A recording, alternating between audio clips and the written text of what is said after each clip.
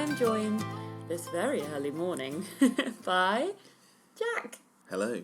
Hello. Guess who dragged Jack up this morning? What time is it now? 6:45 actually. 6:45. 7:45? Yeah, 7:45. Well, I agreed to it anyway. You did. It wasn't like you just sprung this on me. No, we were going to record this last night, and then we were sat there thinking about it and thought, wouldn't it be better to watch a movie and then wake up really early, because we have a cup of tea in the morning anyway, so this is going to make this tea taste really, really good. That's if this is a morning tea. There's probably some fans of this tea out there who might hear this and be like, what are you doing? This is an evening tea. Evening tea. When is it best to drink? So today's tea is Darjeeling, which is really fun to say. Darjeeling tea from the foothills of the Himalayas, golden in colour with a light mellow flavour, it says on the box. It's Tesco's finest we're going for today. This is continuing our mission to learn how to become tea champions or tea masters, which we have started with Assam.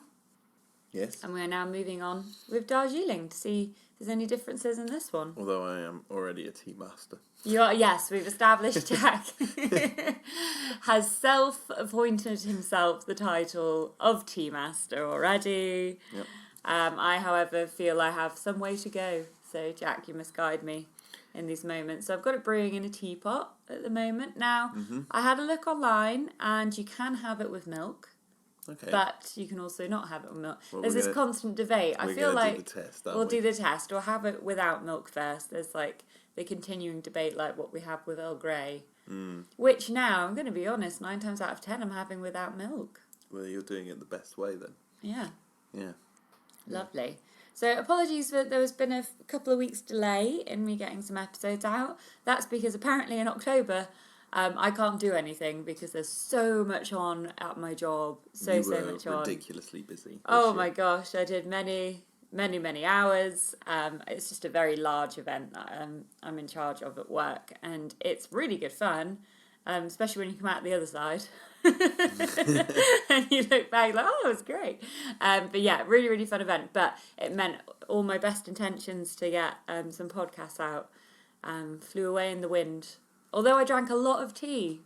Yes, you did. I drank a lot of tea and a lot of coffee. I need to go on a slight caffeine detox now because I was fueling myself with that. As any other event managers out there will know, this is what you do. Does Darjeeling have caffeine in it? I think so, yeah, because it's a black tea. It's a black leaf tea. I had a quick look online. Apparently this is meant to be a really nice light tea. Ooh. With flora flavours. Yeah, I'm on DarjeelingBoutique.com. Whenever I hear the word Darjeeling, it just takes me back to watching Toy Story. You have to do the quote. Was it sipping on Darjeeling with Marinette Red, her little sister? Yes. Tea lovers praise Darjeeling for its unique and distinctive flavour and pleasant I thought it said musical. It didn't. It said mucatel aroma. I don't know what that means. Oh, I'm cultured, Emma. So shall we try some, Jack? There's some here in the teapot. Let's try it sans milk first. I've gone for a modest-sized teapot here. I fear I should have gone for a larger teapot.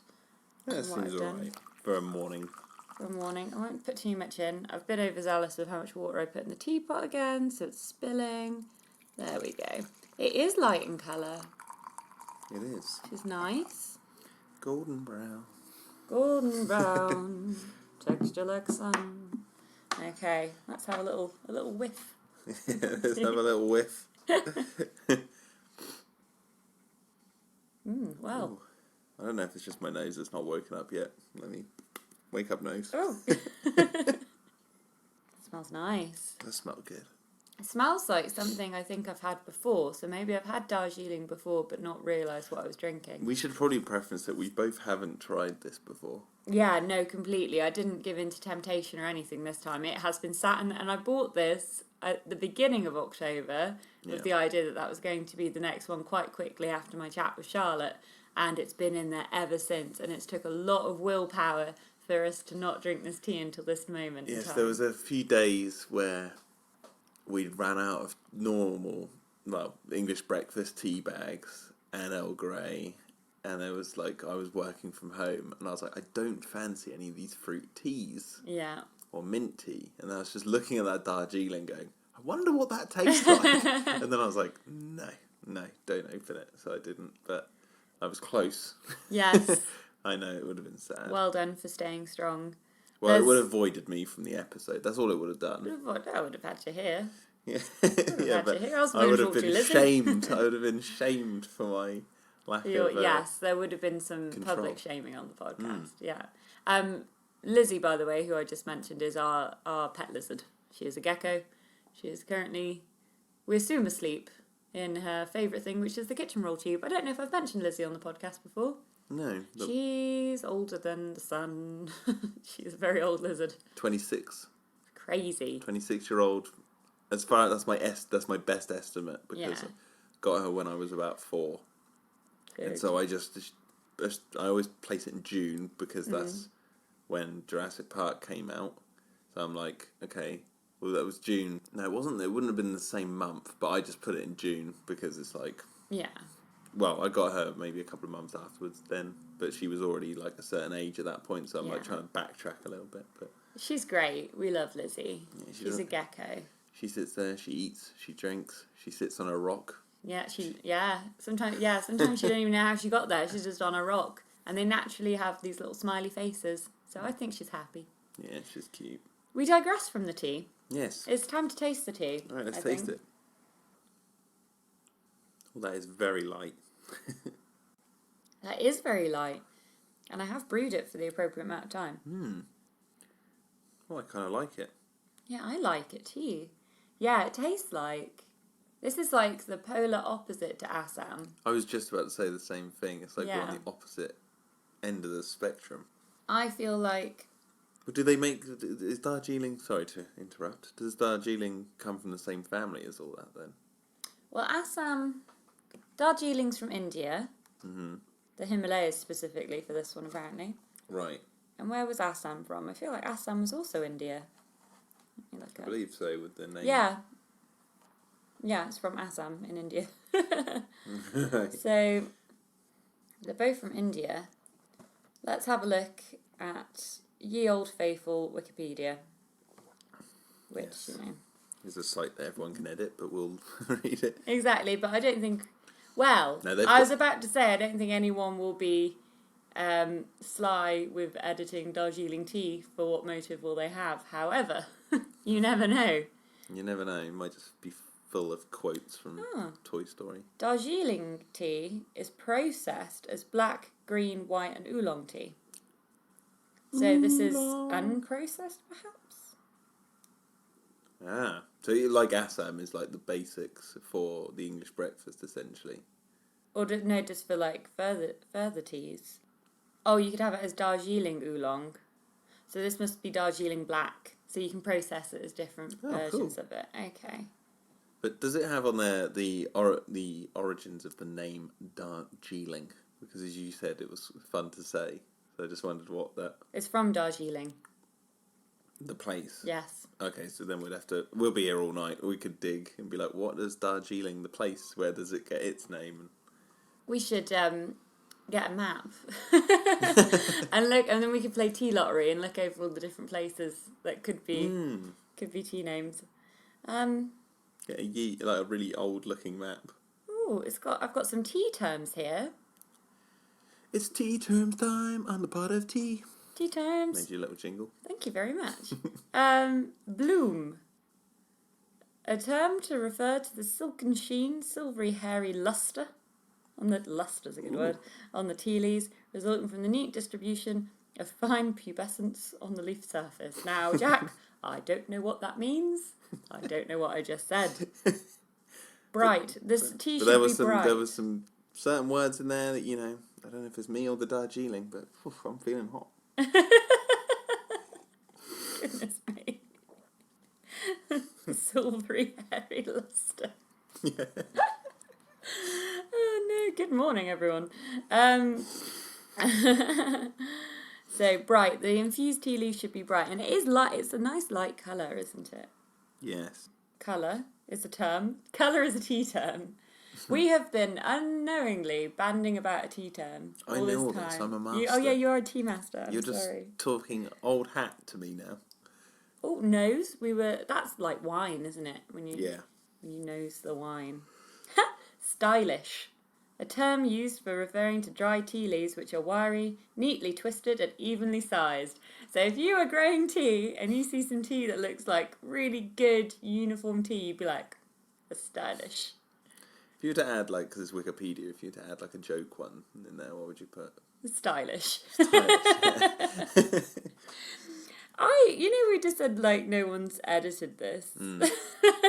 Yeah. So maybe someone does pop stylish in there. But I will learn more about this on our journey. I really want to try it with milk. Me too. There's milk in the little milk Is jug there still? there. I might just pour a little bit more tea just to top it up a little bit. I do like it without. I definitely like it this without. without. It does leave a little bit of a fuzziness in my mouth, though. I might have overbrewed. I always think that. I don't dare like. you. I don't like to blame the tea. I'm more likely to blame myself, but maybe it is the tea. Maybe this is a fuzzy mouth. Fuzzy wuzzy Mouth. tea. Fuzzy wuzzy tea. Fuzzy wuzzy was a tea. Right. That is a very gentle tea. Yes. That milk has took away all semblance of it being a tea.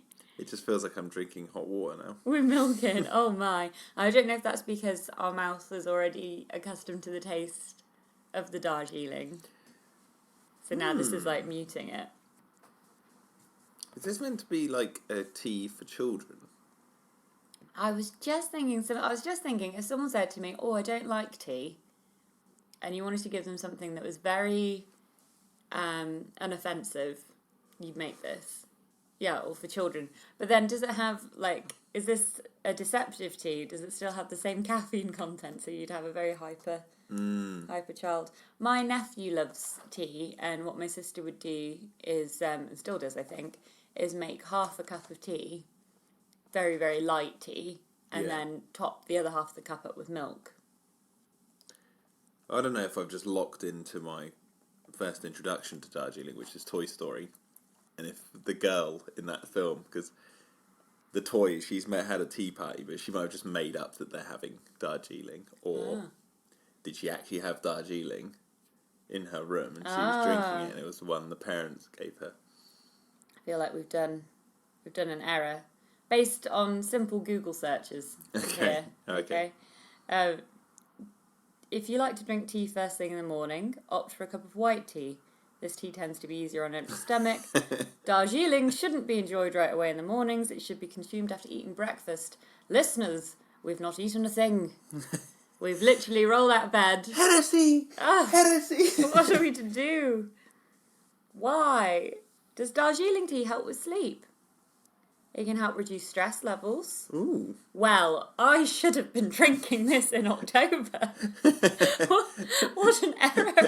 I had a reducing stress level tea in the cupboard for my most stressful month of the year, and I've denied myself it. Ladies and gentlemen, you're watching a live train wreck on a... Oh dear. Everything that could have gone wrong. I'm overthinking Toy Story. Yeah. You could have been drinking this to de-stress. Yeah. It's not a morning tea. It's not a morning it's an after breakfast tea. Oh dear, what have we done? That's nice. We're doing this for you, the listeners. Yeah.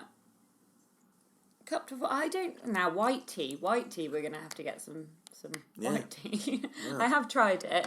But I'll get some more. You know who I need to get on for white tea? Our friend Dave. We have many friends who are called Dave, specifically the Dave and Hannah variety Dave. Right. David of the Pie. David of the Pie. Because they lived with us for a couple of months, and I noticed Dave really enjoys a white tea. He also makes the best coffee. He's like a coffee connoisseur. He is the coffee champion, the coffee master. Right. He does have a good The tongue sommelier for of coffee. Yeah.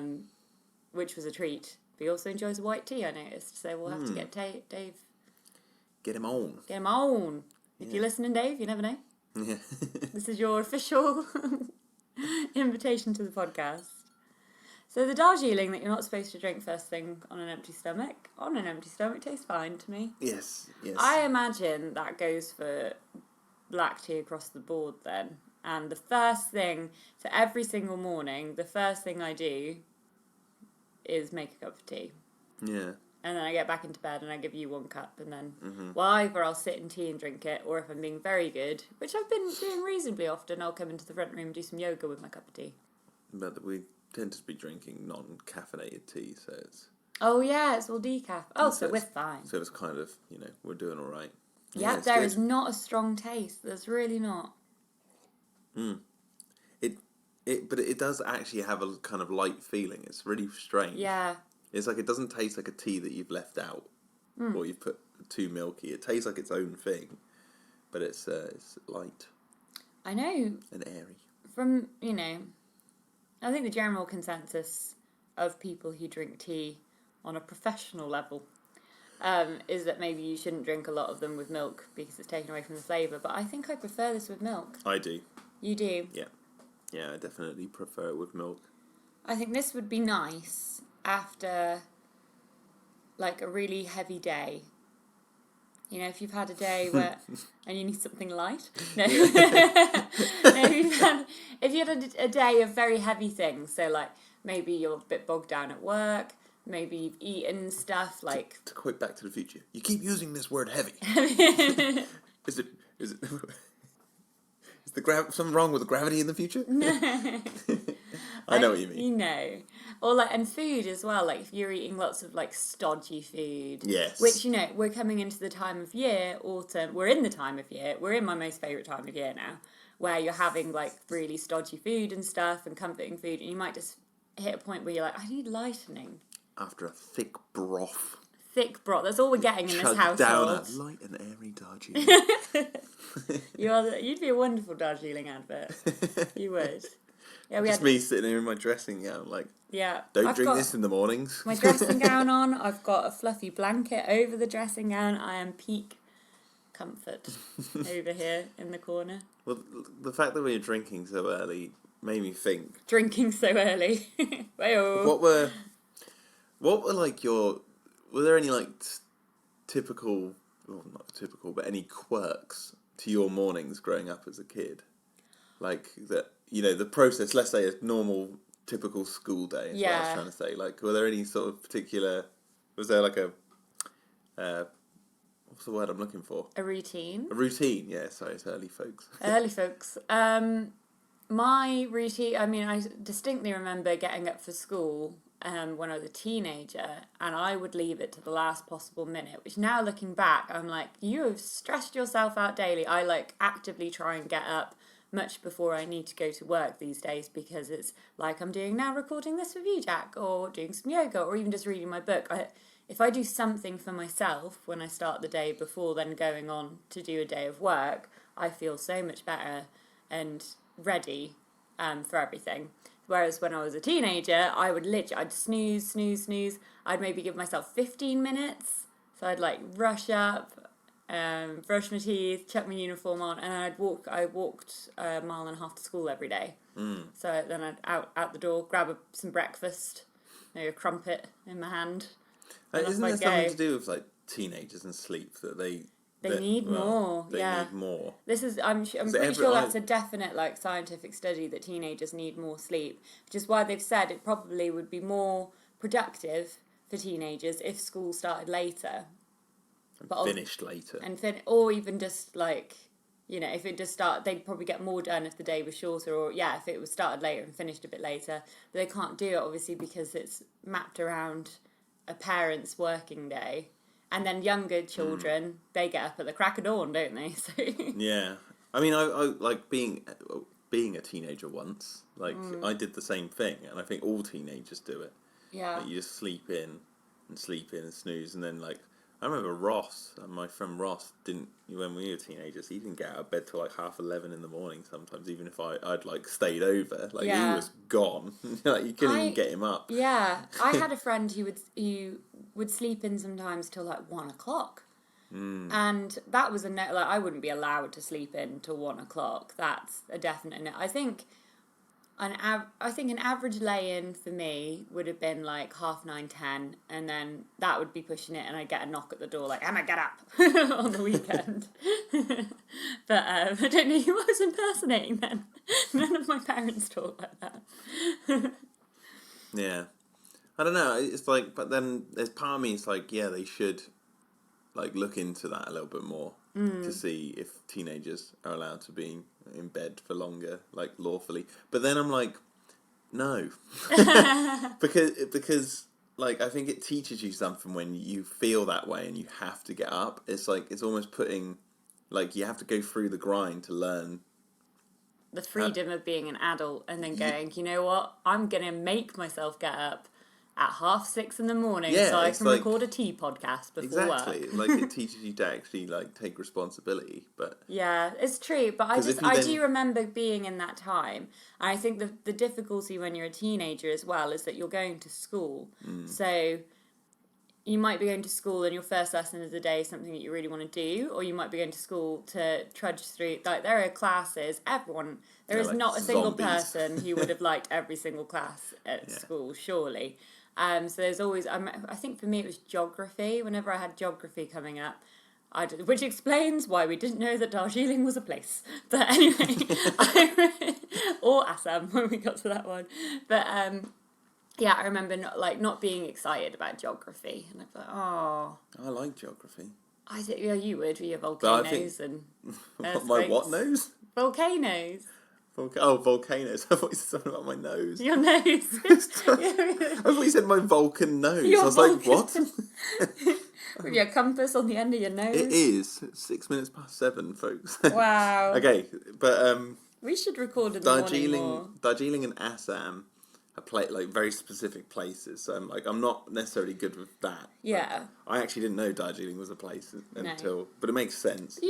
We went for a walk on a beach. Oh my god, that was such a lovely day. We went for a walk on the beach on Monday, and Jack picked up a rock and went, igneous. Learned that from geography, you didn't see the air bubbles. And then you guys said it was really light. I was quite amazed by that. No, I didn't mind geography when I was at school. The one that got me was maths. Maths was the one that I was just like, I dreaded every single time. I was just like, I just couldn't get my head around it. Especially when, it was only when they started doing algebra, when they introduced algebra and the letters became a part of it. I was like, this was numbers. This was the numbers thing. Oh, you didn't like it. And now you've added letters. And what are these symbols? Yeah. Pie? That doesn't look like a pie. If you're going to say pie, draw a pie. Yeah. But no. They missed a trick. No, but I get it now. Like, I get why they do it. But, well, I say I get it. I couldn't do it. But I get why they do it now. And I can kind of see the process is all to do with patterns. And I think you need a certain type... Because I was good at maths at GCSE, and then I shouldn't have took it at A-level, but my dad insisted. I only did the AS level of it, and then quite quickly... stopped there, but I managed to get through the AS level because I think maths, actually, I managed to do well in maths in school because they teach it you in a very repetitive, just memorise what we're telling you way. And there's two ways of doing maths, and that way will only get you so far. So I could memorise what they wanted us to do, like I can memorise a poem or something. To be good at maths, you need to be able to think in a very logical, problem-solving way, and not just use the tools you were given, but use the tools you were given in a way that you weren't originally told. So, like, in uni... Well, it's like playing a video game, and it's like an open-world one. Or, like, kind of like Minecraft. Yeah. Not that I've ever played it, but I've seen people play it, and it's like, you've got all this stuff you can do in the game. There's a lot you can do in the game, like cooking and making and mixing things to make things. And it's like, what do you want to do? And that's how I see maths. It's like, once you kind of know how to use the tool, then you can go and explore numbers. You need to have the mind where you could go, oh, okay, I've got this math hammer, and with this math hammer, I can actually build a castle. Whereas I am someone who goes, I know how to use a hammer, and that's it. So I've got a vivid memory of being in college, and they set us this maths problem, and only one girl in the whole class managed to solve it. And it's because she very she made this table and she methodically laid everything out, like all the information, and by doing that she managed to find the problem, whereas all the rest of us were just floundering around trying to just like imagine it. And it's that logical. I'm very impressed with people who can do maths. I have a friend, Louisa, who is a genius with maths. Yeah, and she just got it. Like she gets, it's like reading a language to her. Yeah, I've got a couple of friends who are like that. It's just, it dumbfounded me at school. I was like, I just couldn't, I still can't to this day. I can't wrap my head around how the tool works. I really don't. Yeah, as I say, if you like, I remember in college they teach us like a tool. So like, here's a equation that will help you solve all these things. And before first break, I got it because they taught it me and it's in my head and I remembered it. Went away and ate a Mars bar. Came back and they were like, now apply. Seriously, they were like, apply this tool to this problem, and I'd be like, I'm gone. I'm out. Ate the Mars bar. Kryptonite to mathematicians. No, I obviously, as someone who loves drawing and all that, I loved maths, even though I never did what the what did I just say? I said maths, didn't I? Yeah. I meant art. Art, yes. Art. I meant to say art. I did love art when I was a kid, but I never did what the art teachers suggested. But I also really loved like religious studies and history. I didn't mind too much. I loved history. History's the one that I wish I did instead of maths at college. I was one of those crazy people who took like the most options you could take. So when I dropped maths, it was like, now I'm at a normal amount, so I can add it on. But I do, history. I was good at history. Yeah. I loved learning about the Tudors. That was like that was my jam. When I was the Tudors. Yeah. The Tudors are your jam. It was. I can't remember much now, but I remember being in early, like year 9 at high school, first year of high school, and being like all about the Tudors. Yeah. You know. Yeah, Jack would have been. So I don't know if you get this impression on the podcast or anything, but Jack and me at school. Jack would have caused me serious anxiety, I think. I was quite quiet, really. Yeah, but just the fact that you, like, if I sat next to you and you weren't listening to the teacher and you were drawing, I wouldn't have I wouldn't have grasped, goodness me. Yes, but I would have sat there very anxious. Yeah, you would have. No, I would not. I would have sat there very anxiously that the teacher would see. And I'd be like, oh my God. The thing is that my maths book just looked like they had to sort of sift through the pictures to find the sums. Like, right. It was one of those things. It was like the maths books, which I think my mum has copies of in the attic still. They like have copies of like there's just drawings everywhere. But the problem was me and Lawrence Beveridge, a friend of mine, because we used to sit next to each other. Okay, I'm just going to tell you a little story. Okay, what kind of story? So in year 8. We were in maths, and we used to do this thing where every lesson, just a little side story to the side story, we'd always, because you're not allowed to eat in school, but we would eat tunes, these cherry-flavoured tunes. And because they were cough sweets, the teacher would allow you to eat them because it's like they'd think you're sick. So I'd always bring in, or Beveridge would always bring in a packet of these tunes. We'd just have them out on the table, like, proud, like, and we'd eating them, like, in front of everyone, yeah. We're like, oh, yeah, like, and you just sniff when the teacher comes past me, like that. She must have thought you were constantly ill. I can't remember his name now. I can't remember the teacher's name. But anyway, point is, they used to do a quiz, and they'd do, like, at the start and the end of lesson, and they'd be, like 2 different quizzes, based on what you learn. And we'd, like, when he goes, right, you're doing the quiz, and he'd do the questions on the board, we'd be writing, and then we'd pretend to write the answers. And then when he goes, right, now swap your papers with the person next to you to do the marking, and we'd just swap them over and basically just write the answers and get some wrong, some right and all that, and then mark it and then give it into the teacher. We did this so well that when we went up to high school the next year, so we jumped from middle school to high school, we're now in a much bigger place, scarier, there's kids in the year 12, 13, oh God, with a little small fry again. We bumped up to the next level of maths because we did so well. Oh, no. And so we were in this maths class, and that was where I was first introduced to algebra, and I was like, I'm getting shot in the foot here for what we just did. But Beveridge was sat next to me still, so we continued this class. But the thing was, because in the middle of the lessons, we were so bored and we just didn't understand it, we played this game. I won't go into the gross details of this game. Oh no, but the please game don't. was to... It's too early. The game was basically to who could draw a certain picture in the other person's book without the other person knowing. A certain picture being of some male genitalia. Oh, but who could draw it as quickly? You know the stupid what kids draw, yes. that really simple drawing. So it's like we'd be like, when the person's not looking for like 5 seconds, like just quick, like get it in their maths book, like on a page, and then just flip it back. The teacher would get so angry because they'd be looking through my Beveridge's maths books, and it's just riddled with these rubbed out. You can kind of see them still in the imprint. They're just everywhere, like literally on every page. And then we got bumped down the class the following year, and then down again the following year. But then I think I had a home tutor for maths. Mum got me a home tutor, and his mission, this was GCSE, his mission was to get me a C in maths, and I was predicted an E. Yeah. And I was like, oh, and I hated it, and I really respected him because boy did he try to explain. That's good. And I used to obviously, when Mum was like, your tutor's here, and you could hear him coming up the drive, I'd be like, no, I've got to do maths, I'm at home.